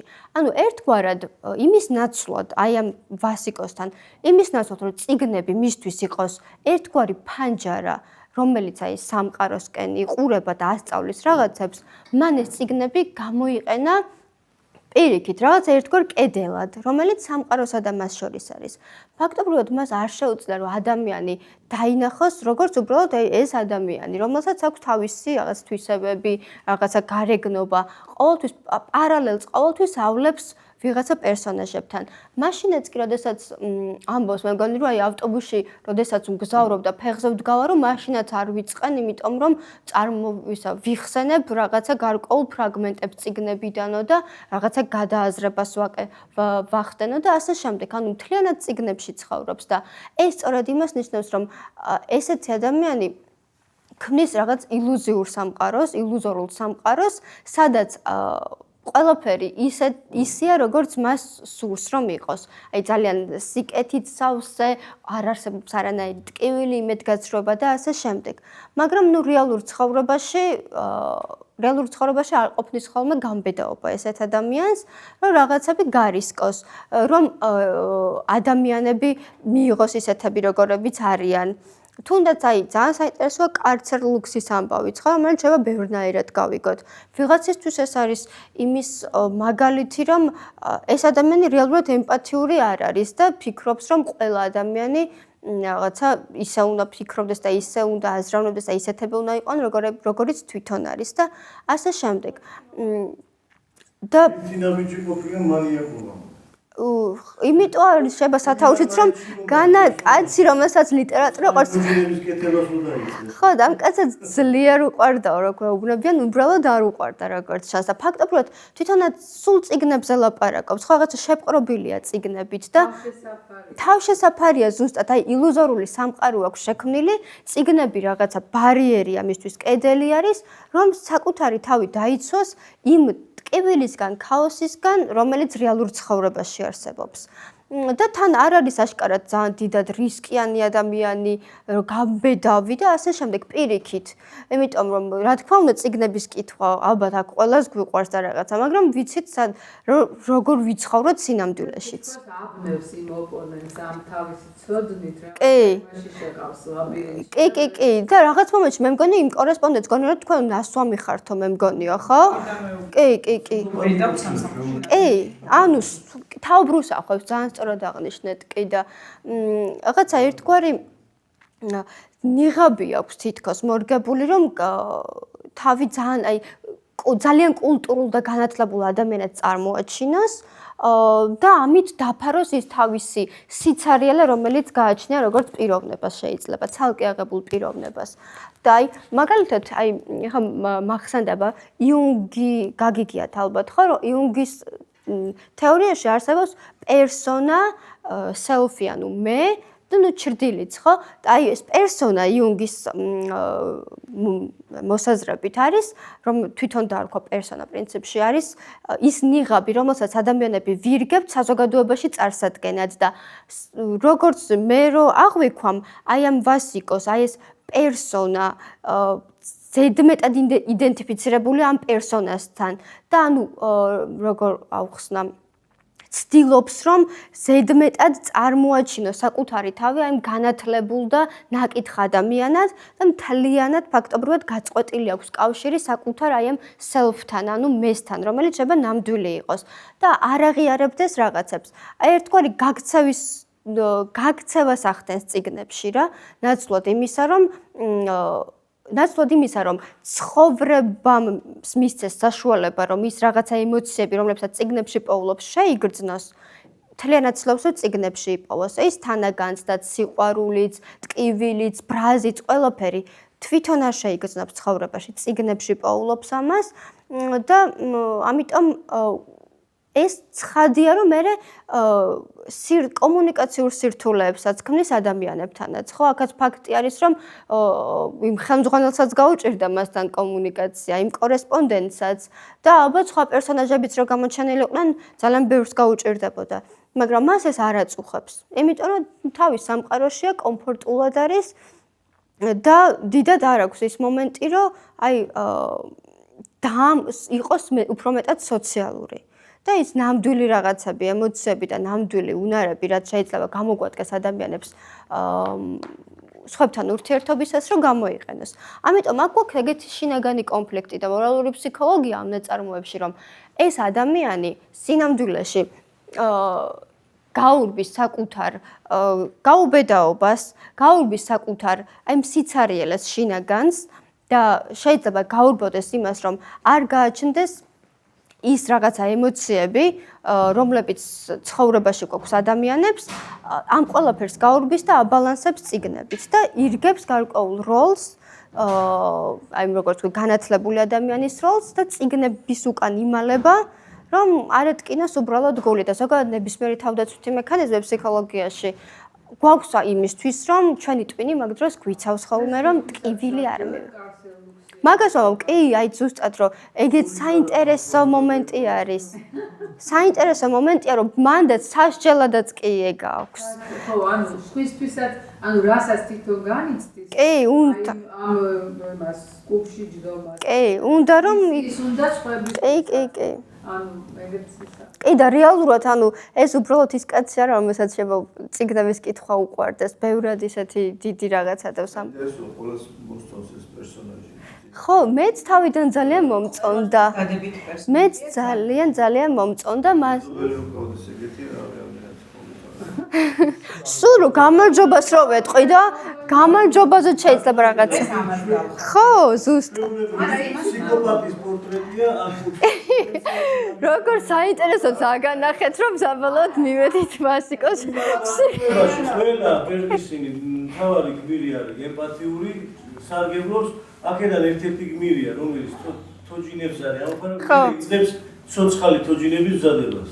იცით, კულტურაში გადაყავს რაღაც და ცოცხალი ადამიანებით იწნევს. ჩვეულებრივი მანიაკია რა. ხო. ეს ემპათიით იწნევს. ასე რომ გავყვეთ. ჩვეულებრივი ჩაჯდა ამ ფარგლებში. შეიძლება, კი, იმიტომ რომ შეპყრობილია ძალიან. ის უსტატო ვანახე. ყველასთვის ის არის მისაღები პერსონაჟი. კი.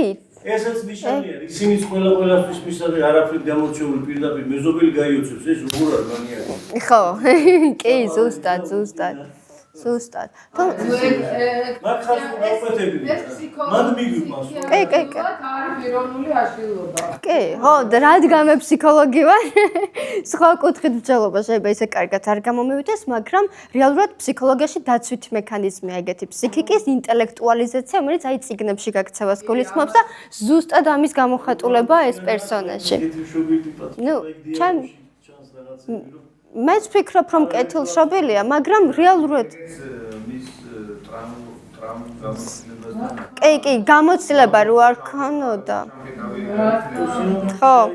მან თავარი გამცდელი პერსონაჟი არის გავძეხი. ანუ ვინც გოგონა, რომელიც მოსწონდა, ხო? კი. ძალიან. და მე ვიდექი როგორც მაშას ადამე განზე. ხო, ეგ ძალიან ლამაზი. მან ძალიან ბევრი ლამაზი მონაკვეთი არის, მაგრამ მე მაინც ამ კუთხით რო გავუყვეთ. ხო. ყივილი აქვს. კი, ზუსტად ეგ.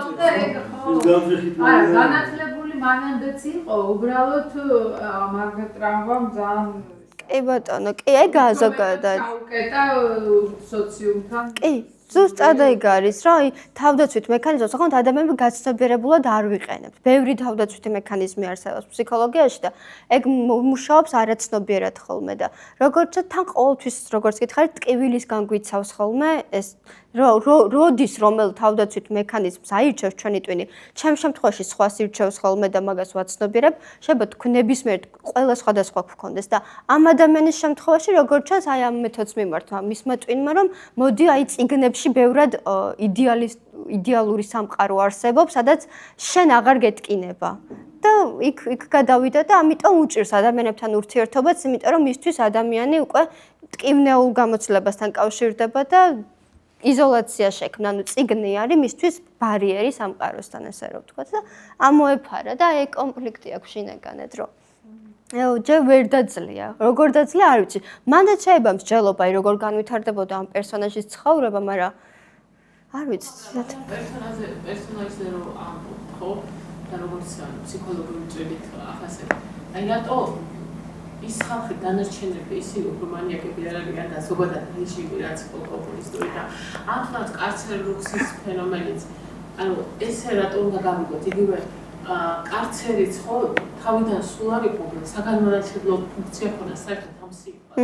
ესეც კომუნისტური რეჟიმის ასე თქვა შემოიტანა ეს სიტყვა რომ კარცერი და რაღაც სისტემას ჰქონდა ეს რომ ძიმე ესა დამშავება მაგრა თქმა უნდა. ეს დანიშნულება არ ყო აღზრდელობითი იყო როგორც მაგა. არანაირად არ იყო ეს სიტყვა არ ნიშნავდა ამას ეს კომუნისტებმა და ეს ასე თქვა და ესაც რაღაცა კი ზოგადად საკამათოა დღეს რეგიონში. ხო, რა თქმა უნდა, მე არ მაქვს ახლა კომუნისტური რეჟიმი გამოცდილი და ბევრს ვერაფერს გეტყვით მაგაზე. თუმცა ცხადია რომ კარგი.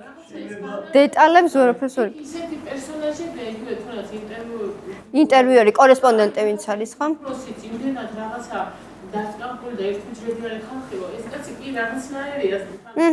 მივხვდი რასაც ამბობთ, კი. მივხვდი რასაც გულისხმობთ, კი. უფრო სასაცილოები არიან და უფრო რაღაცა ერთმიჯრედიანი ხალხი.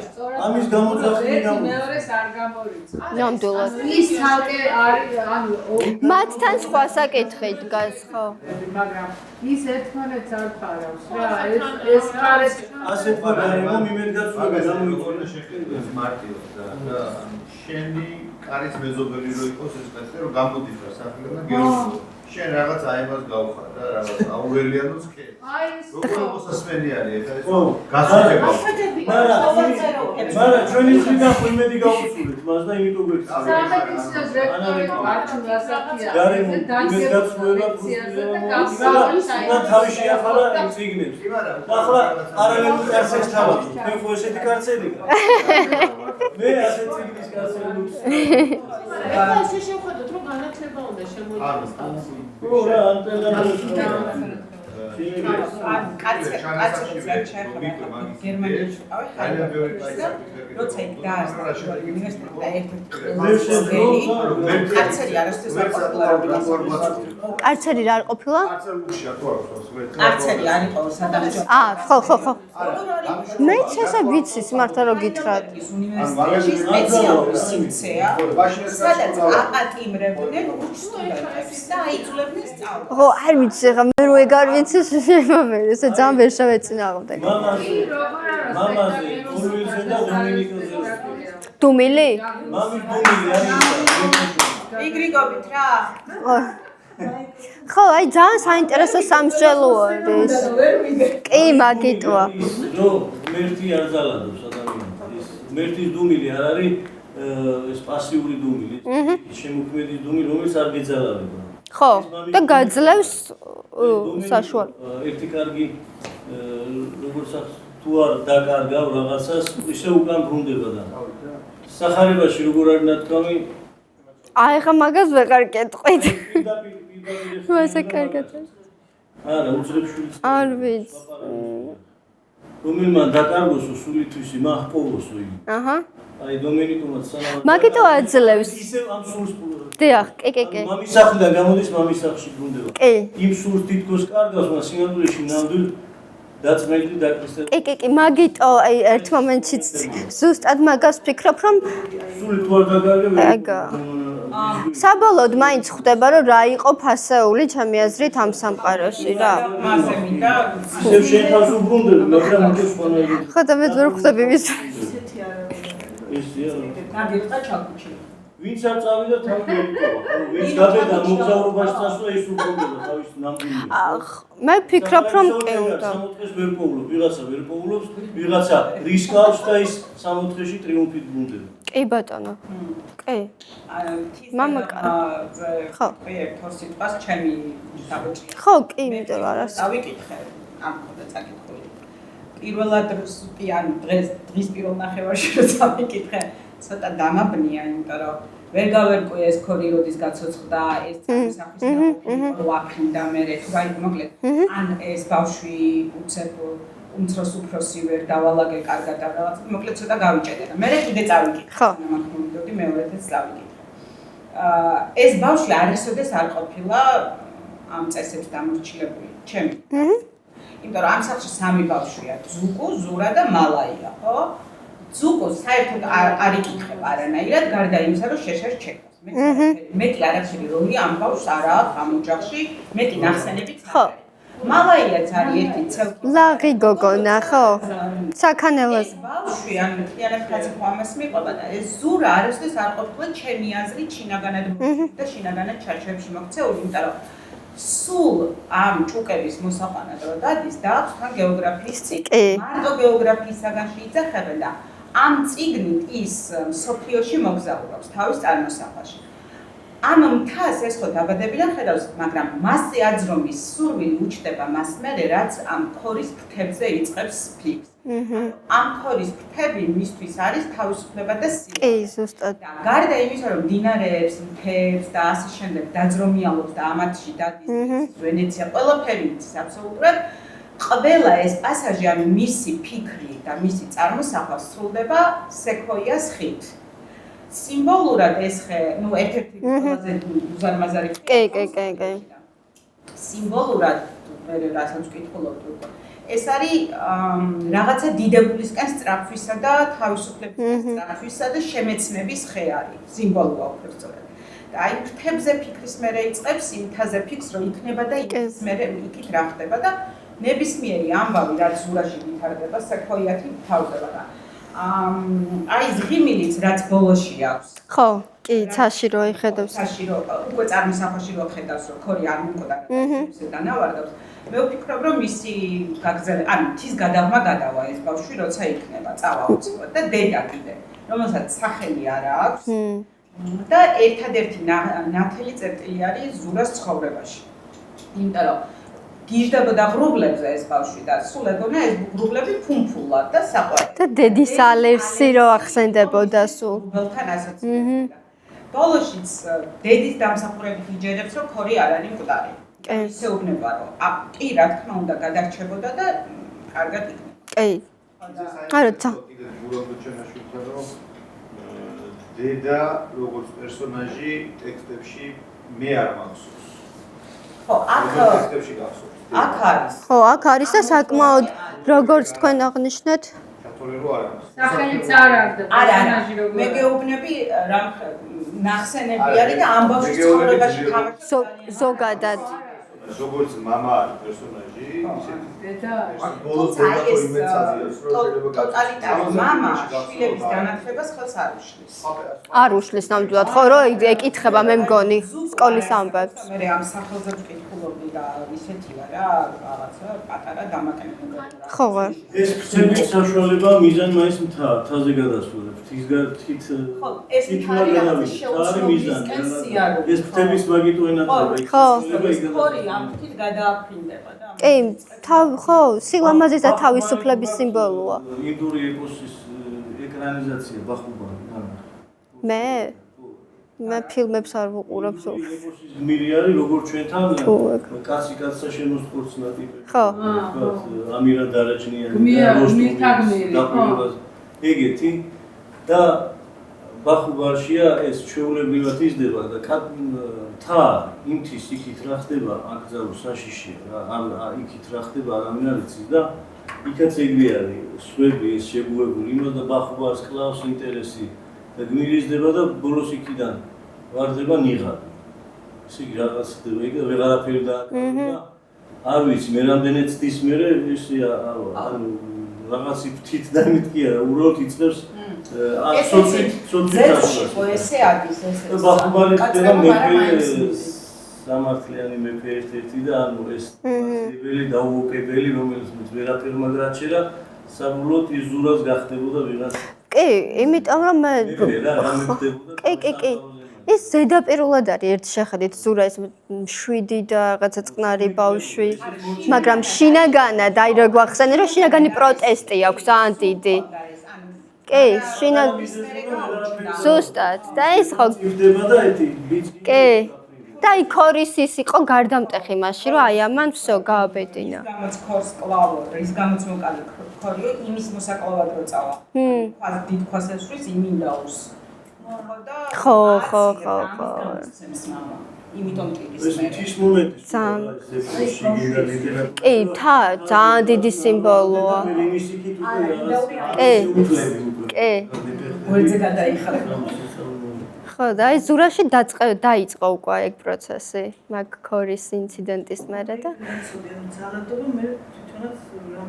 ხო, ანუ რა იმიტომ მოკალიო ისო, რომ ინდაური ჭუკი გადაგერჩინაო და ეხლა გაჩვენეთ მეშინ სეჯსო და ჭუკისკენ გაქონდება, იმიტომ რომ მამას ვერ ებრძვის ეს.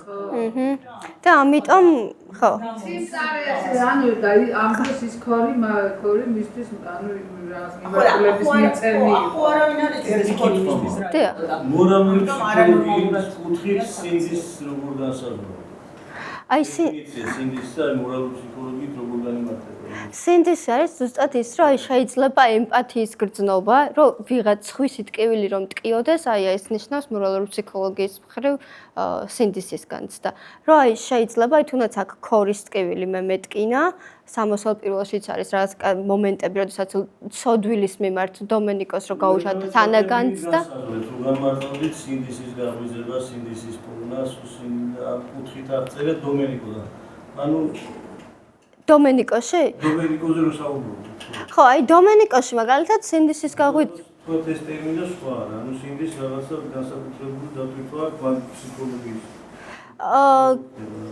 კი, უფრო მანდ შეიძლება ისე ვიმსჯელოთ, რომ საბოლოოდ აი სოფელში როგორც ვახსენ. ისევ მარტივია, სინდისი განეკარგება როგორც მამხილებელი გონება. აჰა, ხო, არა. სინდის ადამიანი არ იბადება. აჰა. პატარა ღმერთს ეძახიან. მამხილებელი, რომელიც შენი გზამკლებია. რაღაცა შიგნიდან იწყებს.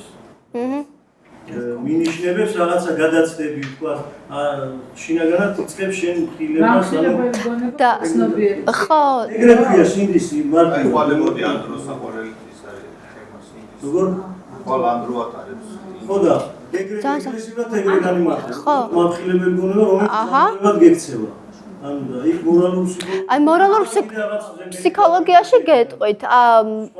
კი, ფსიქოლოგიაში ნახეთ, სინდისი ხშირად გაიგივებულია ესეც ტერმინთან, რომელსაც ქვია სუპერეგო, რომელიც ფროიდმა შემოიტანა, იდიეგო, სუპერეგო. და ყოველთვის თითქმის ყოველთვის სინდისზე როცა ვსაუბრობთ სუპერეგოზე. უცებ გეტყვით ერთ-ორი სიტყვით აი შეიძლება ვინმე მარიცოთ ეს იდიეგო, სუპერეგოს თემა. იდი არის ეს ცხოველური ინსტინქტები, რომლებიც ადამიანს გვიჩნდება იმპულსები, ცოდვის ჩადენა, აი ხა რაღაცა მომენტში არაადეკვატურ დროს შეიძლება რაღაცა მოუნდეს ადამიანს, ხო? სუპერეგო არის ერთგვარი შინაგანი მსაჯული, სინდისის გრძნობა, აი ეს კანონები, წესიერება, ეს არის სუპერეგო და სუპერეგო გვაჩარებს ხოლმე, რომ არ შეიძლება ეს, ანუ რო ჩავთვალოთ, რომ ეს დიალოგი იყოს, ეს ამოს, იდი ამოს, მე მინდა ეხა ეს.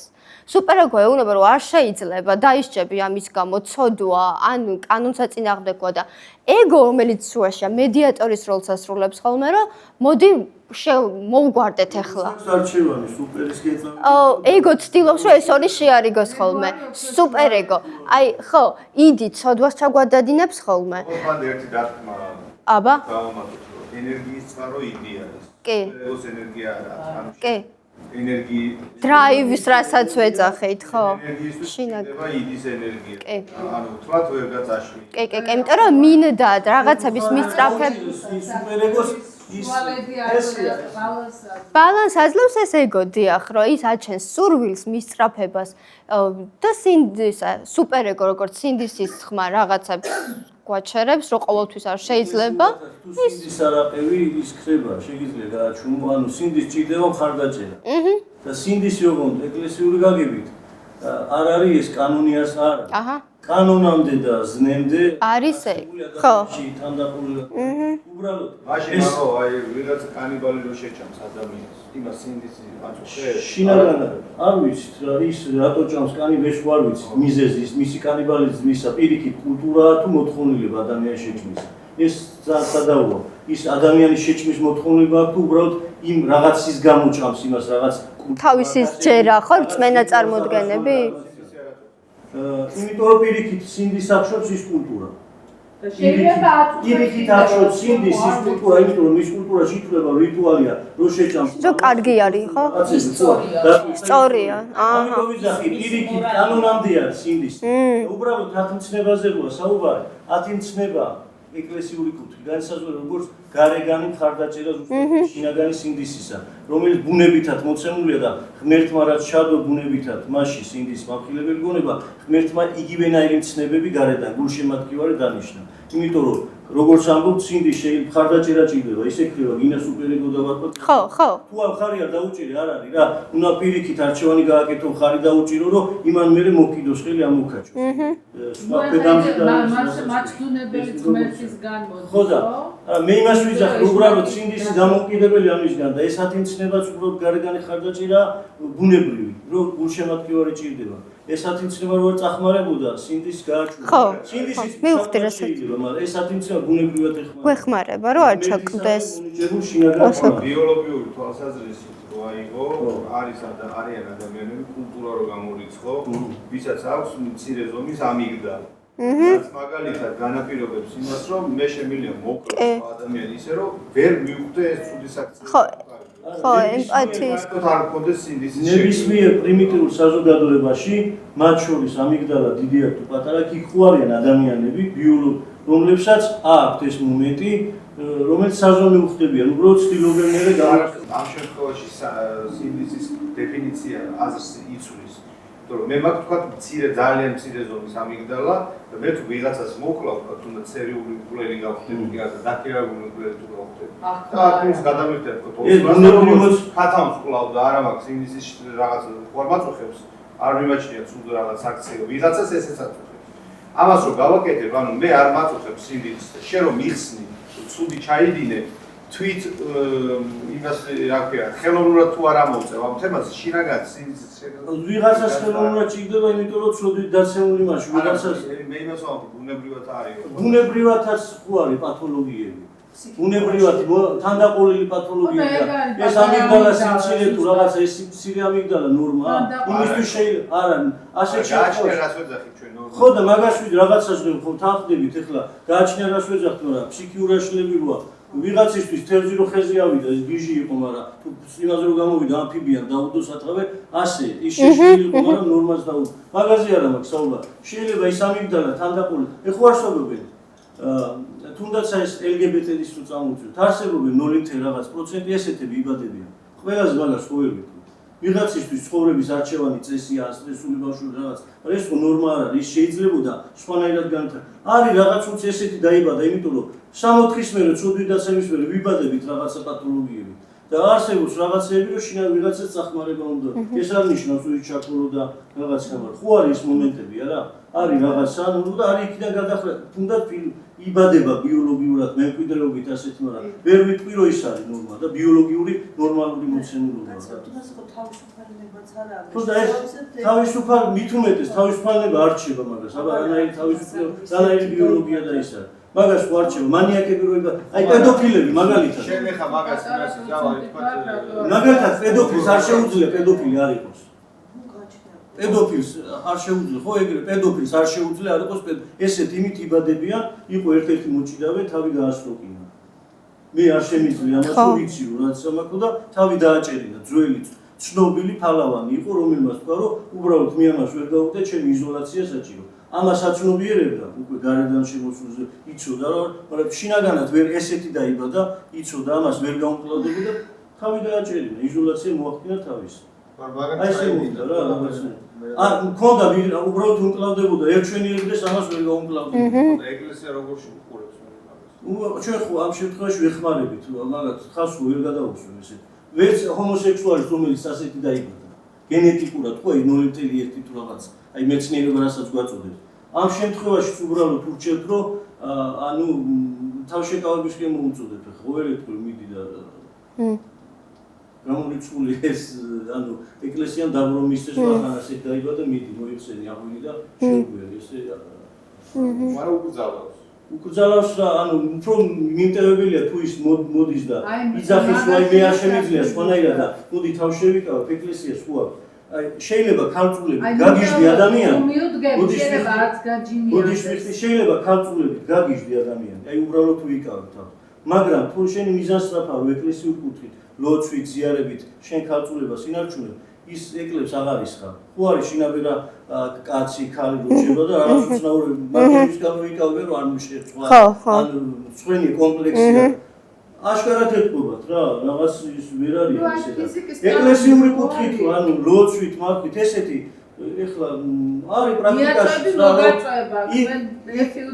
იკავებს თავს ესეთი ჰომოსექსუალი მე ვიცნობ ქალი არ შეხვედრია მაგრამ კაცი ჰომოსექსუალი მე ვიცნობ რომ თავს რო იკავებს ანუ აღარ ესწმება ეს ეკლები ლოცვით მაგით აი ეს ეკლე მადლის ქვეშ რაღაცნაირად თავს ინარჩუნებს და აღარ ეწება აი ვერ შევიკავებ რაღაცნაირად აი მადლის ქვეშ აშკარად არის რა ადამიანებს ვერ შეიკავებ და იქ ეხმარება უკან ბატონ დელი ხო არა მადლი თუ გამორიცხება ადამიანურად შეხედე მოდელი ვერაფერს იზავს თუ იქ სულიწმინდის მადლია შეიძლება ეს არის რამდენი ამხანაგები მყავს ბავშვებიდან ჰომოსექსუალი აი გამართული LGBT ვიქნებოდა წარმოსადეგ ხო ბავშვებიდან რა ვიცი კლასელები მყავდა ესეთი წამოვიდნენ და არ იყო მიდრეკილი თუ გარემოცვა იყო ისეთი ხა წარმოვიდგინე ჩემი ბავშვების მეგობარებმა მე როგორ მოვექცევი აი წარმოვიდგინე ხა თქვენ რომ მიმჯებლობა არ გქონოდათ იმ თქვენი მეგობრების რა ხო და მაგას გეუბნებით ანუ მიიღეთ ისინი და გიყვართ ისინი ნუ ეს მოცემ ხო და აი ამ მოცემულობა საზოგადოება მიიღოთ მაგას ნახავთ რუსის პარამე ლოცვა ჩემი ძუძუები ლოცება